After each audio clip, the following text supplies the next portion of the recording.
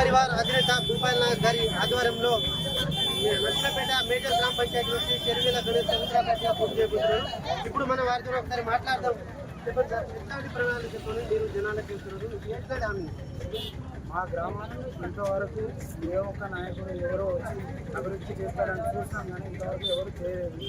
మేము నిరుద్యోగం యువత ఉన్నాము. ఇప్పటికైనా మన గ్రామాన్ని మనమే మార్చుకోవాలనే సంకల్పంతో యువతలపతి భూపాల్ నాయక్ ఆశీర్వాదంతో ఈ ఇండిపెండెంట్ అభ్యర్థిగా నామినేషన్ అయ్యబోతున్నాను.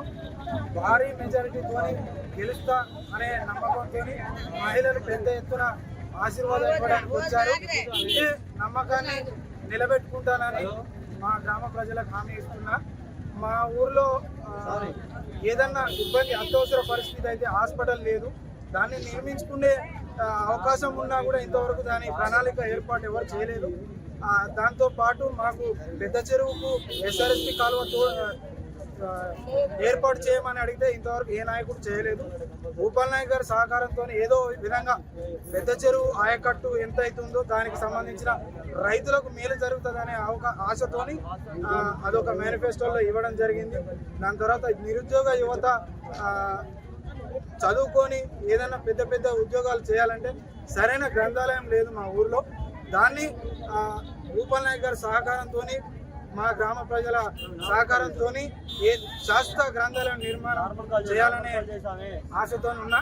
దాని తర్వాత ఇంకొకటి ఉచిత వాటర్ ప్లాంట్ నిర్మించాలనే ఆశతో ఉన్నా. నెక్స్ట్ ఇంకొకటి ఏంటంటే ఎవరైనా చనిపోతే దాన సంస్కారాలు చేయడానికి కూడా ఈ కోసం నుంచి ఆ కోసం మోసుకుపోవాలంటే ఇబ్బంది అవుతుంది. వారి కోసం ప్రత్యేకంగా శ్మశాన వాటికి ఒక రథం ఏర్పాటు చేస్తాను. ఇట్లాంటి కొన్ని హామీలతోని నేను నామినేషన్ చేయబోతున్నా. మీ ప్రజలందరూ ఆశీర్వదిస్తారా? దీంట్లో ఇచ్చిన హామీలు నెరవేర్చకపోతే నా స్వచ్ఛందంగా సంవత్సరం కాలం లోపే నెరవేర్చకపోతే నేనే రాజీనామా చేస్తా. రేపు పొద్దున నాకు ఏదైతే ఒక గుర్తు వస్తుందో ఆ గుర్తు బేస్ చేసుకొని నిలబడతా. మీ అందరికీ బాండ్ పేపర్ రాసిస్తానని మనవి చేస్తున్నా. అందరూ నాకు ఓటేసి గెలిపేయాలని కోరుతున్నాను.